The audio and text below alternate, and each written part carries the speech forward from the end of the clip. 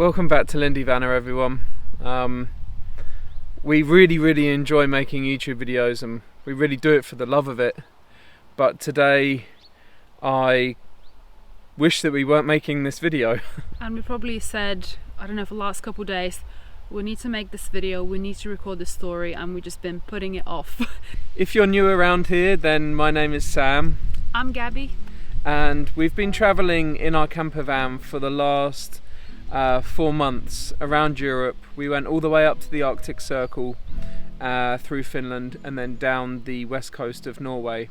And we had just got the ferry from Denmark to Germany, driving across Germany, and we were on the way to Prague and on the way to the Baltics. Balkans. Sorry, Balkans. The story starts basically where we left off in our last video. If you didn't see that, then please go and show it some love, because YouTube is not loving us at the moment for some reason in the algorithms. But we spent maybe a week in Berlin really enjoying ourselves. And what happened in this video happened about an hour after we'd left Berlin. So very recently after the last clip from the last video. Yeah, we left in really good spirits and we're so excited to kind of go out into nature. So we looked up this really nice spot on Park for Night that was close to a lake, in the forest, in the middle of nowhere. So we kind of wanted to escape Berlin and just have a really quiet night. You're doing the little zoom in. Analog way. So yeah, we found this spot, or Gabi found this spot next to a lake. Really nice little car park, and then a short 2-minute walk to the lake. But unfortunately, between the car park and the lake there was a road, albeit a very small country road. And when we were getting there, we didn't see a single car, a single person, not even a bike. And it really felt we were just there on our own completely. So Sam stayed in the van and I took Basie out for a walk. He was on the lead to begin with, but when we got to the lake, I wanted to give him a little bit of playtime because he's been such a good boy, you know, on the road, in the van, really patient, so he just needed a bit of playtime. And also in Berlin, he wasn't allowed off the lead at all because, well, we were in Berlin, so it was a really nice opportunity to let him run and be free. When I got to the lake, I let Basie off the lead. As I said, there was no one around. Basie runs in the lake, in and out, has amazing time running. He's all wet, dribbling, just like having the best time. Then he comes out of the lake, looks me in the eye, and I can see this mischievous look in his eyes. I'm like, Basie, come. Doesn't listen. And then I see him shoot off across the forest, and I know that probably he's running to Sam. As he's running off, I'm trying to call him back. He's not listening, even though I've got, you know, treats in my pocket and everything, the usual. And then, to my absolute horror, I can hear a car in the road in the distance. I keep calling Basie, and then both me and Sam, we hear the most horrific sound. Me from the forest, Sam from the van. And bearing in mind I was inside the van with the windows up, doors closed, and Basie was probably 25 meters away from where I was parked. That gives you an idea of how loud the thump was. And after the thump came the most horrible scream I've ever heard from Basie. I mean, it was just heart-wrenching in a way that I can't put into words. As soon as I heard it, of course, instinctively I knew what it was. I jumped out of the van. I ran as fast as I've ever run before towards Basie, and all I could see was the car driving off down the road. At the same time, I'm running through the forest. I heard the impact. I heard Basie scream, and in that moment, it's just, I don't know. I thought Basie had died. I thought, well, I was running over to him and I thought he was going to be squashed or something. I just didn't know what to expect. And as I ran over to him, I was screaming for Gabi. I was screaming at the car for the car to stop. There's no way that the driver didn't hear the impact if I heard it where I was. Eventually he stopped, maybe 50 meters down the road. It was bizarre. He got out of the car and instantly started saying that Basie had damaged the car. But the main thing was that I just wanted to, I wanted to rip this guy's head off, of course, but the main thing was that I just wanted to check that Basie was, not in a pool of blood and that he was intact. When I got to the scene, I saw the car stopped on the road. Sam was already with Basie, and Basie was sitting on the side of the road, completely frozen, completely in shock. Again, we didn't know how bad the injury was, so we didn't want to kind of move him or touch him too much. So we carefully looked around if there was any blood, and we could see a bit of blood on his one of his legs, but we couldn't really tell how bad it was, if he hit his head or if anything was broken. We literally didn't know at that point, and it was really, really scary. I was in a mess. I think I was in shock myself, quite badly. I'm just so glad Sam was there with me, because you were just so strong and composed in that situation. And the first thing we did, we tried to get the German guy tell us if there is a vet nearby. He didn't speak a word of English, and this leads on to a bit later in the video, but this German guy didn't speak a word of English. This other car, about 2 minutes later, it felt like a lifetime later, but 2 or 3 minutes later, pulled up, and I went over to the car and I asked if she spoke any English. Nothing. And then, bizarrely, out of the blue, the German guy said, "I have 2 dogs." And I don't know how we managed to communicate. I think I got on Google Translate what a vet was, on Google Translate, and showed it to him. And I don't know, looking back on it, it seems strange that his reaction wasn't instant, but I had to get it out of him. And then finally we agreed that I would follow him and he would take us to a vet. So we carefully picked Basie up, carried him inside a van, and we followed this guy. Again, we were in the middle of nowhere. It was like 8 o'clock or something in the evening, so I was nervous that we wouldn't be able to get help, but we're following this guy for about 10-15 minutes into a small village. I think it was called Lukau. Yeah, I don't know.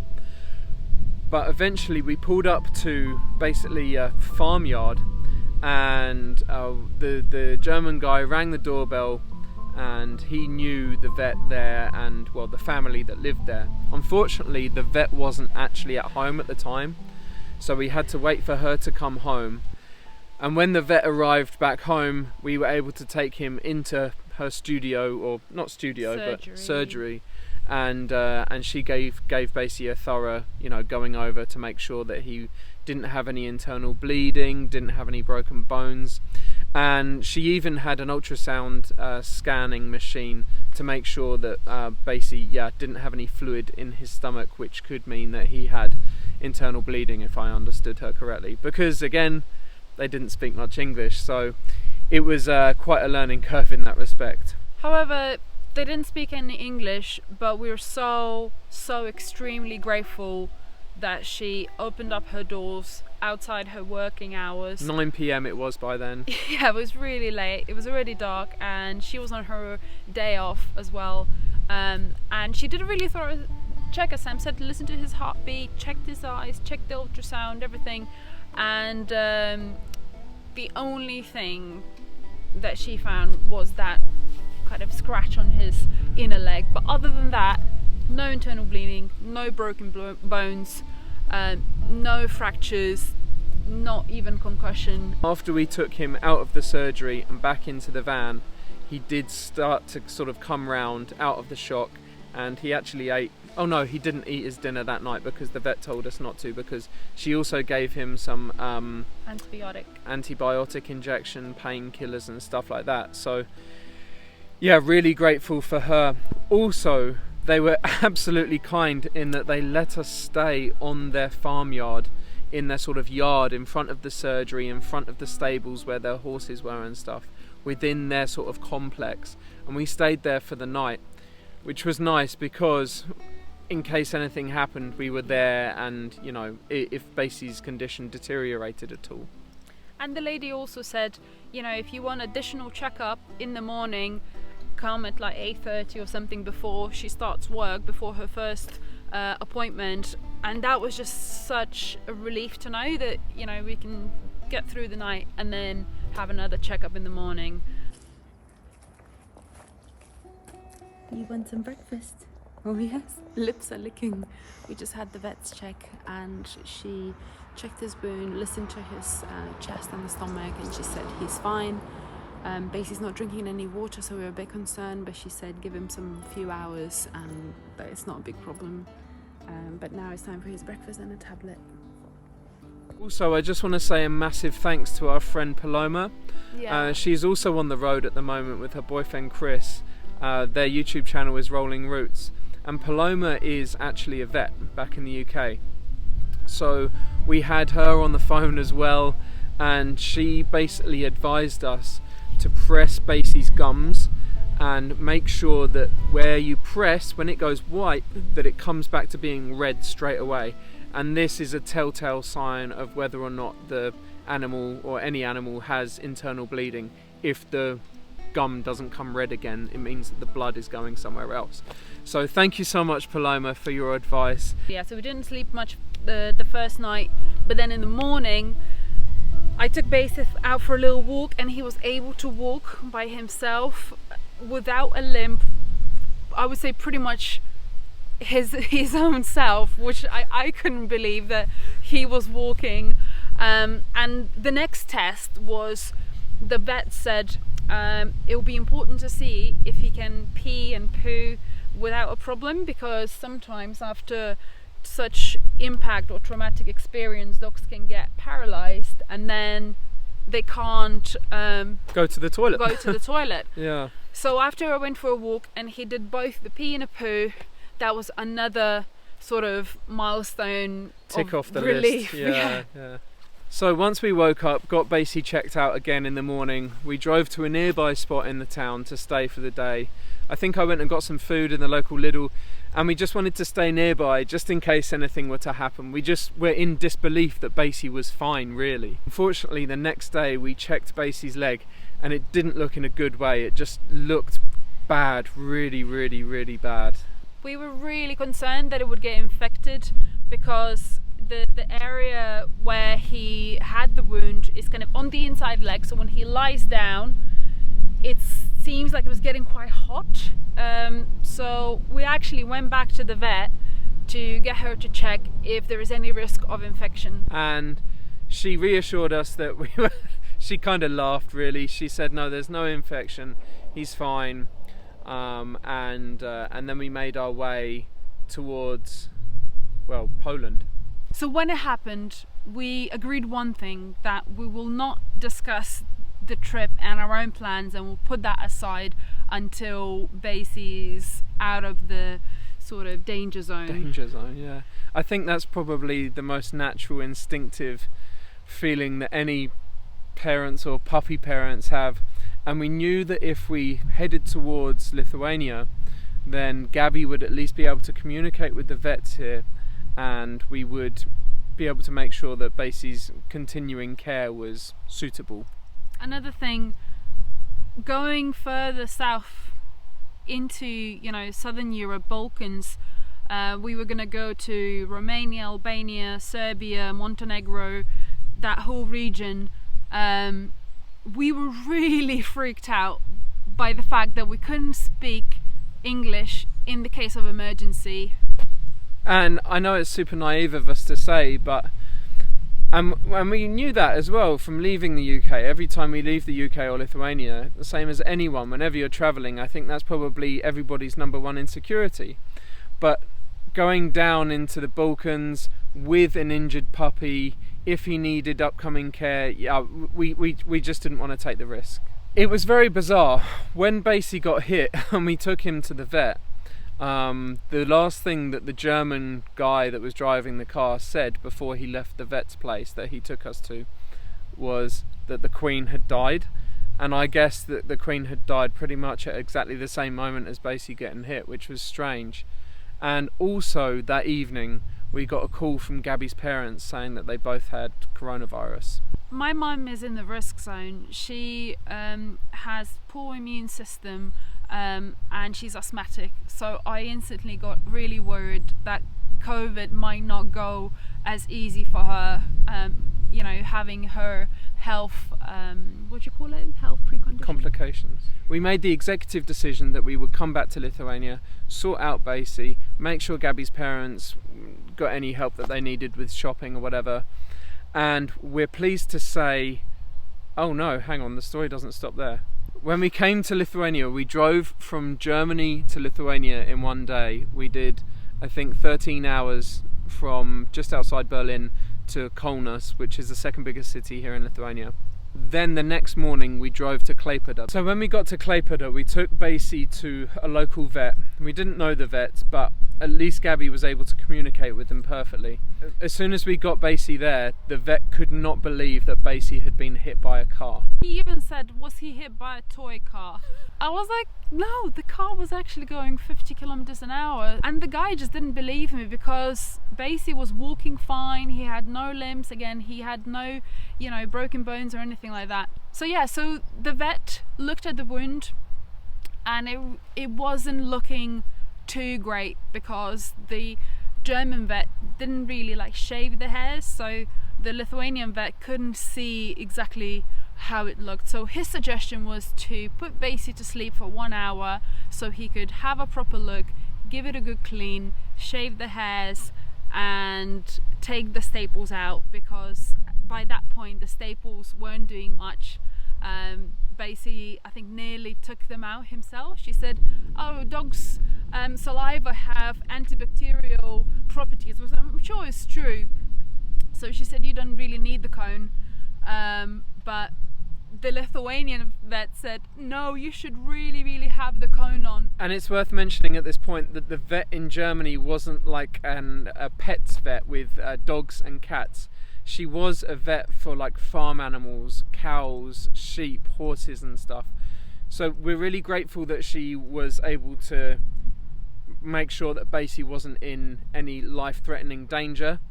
But unfortunately, yeah, the way she dressed the wounds and everything with the staples and what have you, well, the Lithuanian vet was quite in shock at the state of the wounds. So after Basie's little surgery, he had all his wound cleaned up. It looked a lot, you know, tidier, and he gave us a new spray, which again Paloma kind of approved of. She was like, I would have prescribed the same thing, so that was really reassuring.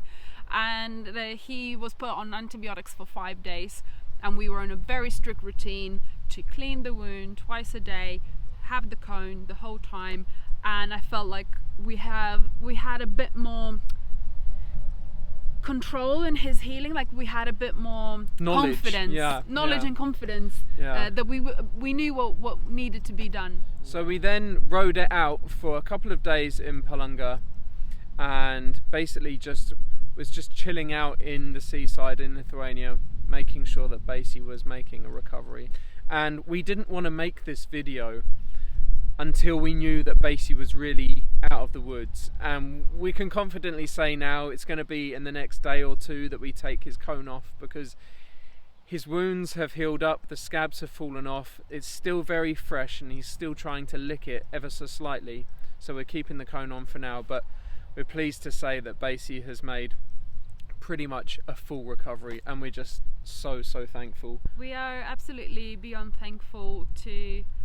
We really felt like someone was looking after us that day, that nothing, you know, sort of fatal happened, because we thought we lost our puppy that day. And to get away without broken bones or, you know, any sort of disabilities after this incident is just a massive blessing.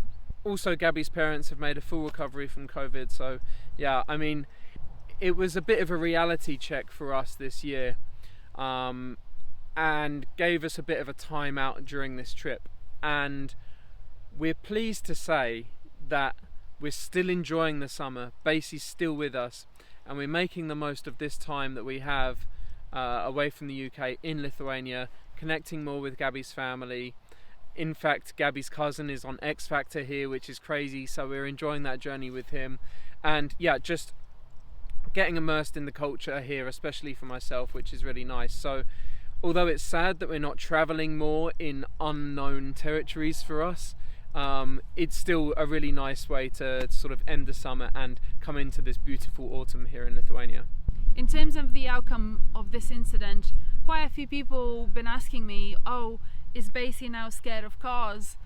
And partially I was hoping he would be a bit more cautious of cars, but he's not affected. His behavior hasn't really changed. To be honest with you, the first 5 days I was really blaming myself for letting Basie off the lead that day, and to a point where I was having nightmares of replaying the incident over and over again, pretty much torturing myself. And I never lost anyone. I don't know how people deal with grief, or you know, the feeling of guilt, especially when you think it's your fault. But eventually I managed to turn, well, to be honest, with the help of Sam, because Sam has not blamed me for one moment and has been incredibly supportive. I mean, yeah, these things just happen. Shit happens in life, and it's nobody's fault sometimes. It's just the way that the stars align, and all we can be is grateful for the situation, how the outcome has been. We can all learn from it, and we're all safe now. Yeah. So that's all that matters. I think shifting the attitude from being grateful that Basie's alive, being grateful that we have each other, and just taking a massive lesson that no matter how wild the surroundings are, if you're middle of nowhere, if you don't know the area, if you're the first time there, you have to be extra careful, even if your dog has amazing recall or is, you know, super obedient. So for me, I'm shifting this attitude that I'm gonna try to be a better puppy mom, and obviously a mom at some point, and just be a bit more cautious and a bit more careful, and every day we're continuously feeling grateful that we still have our puppy with us. On that note, we don't know when the next video is going to come out. We're not going to be ruled by the YouTube algorithms. We're going to enjoy our time with family and friends here in Lithuania. We will try and publish at least one video a week, maybe two, but we'll see how it goes. Well, now I hope you join us in our journey across Lithuania, and the upcoming videos will be in Vilnius, and after that, who knows? We'll see where we end up. See you next time.